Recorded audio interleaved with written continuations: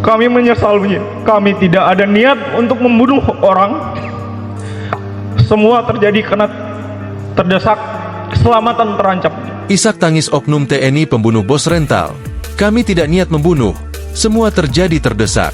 Oknum TNI Angkatan Laut, AL, pembunuh bos rental, Kelasi Kepala, KLK, Bambang Apri Atmojo menangis, mengakui penyesalan telah menewaskan Ilyas Abdurrahman. Penyesalan itu dikatakannya dalam sidang kelima dengan agenda pemeriksaan saksi dan terdakwa di Pengadilan Militer 208 Jakarta, Cakung, Jakarta Timur, Senin, 3 Maret 2025. Bambang mengaku tak ada niatan untuk membunuh. Dirinya mengakui kala itu tidak berniat melakukan kejahatan.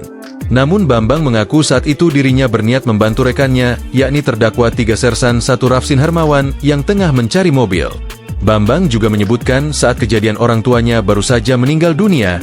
Kami paham kehilangan sosok ayah.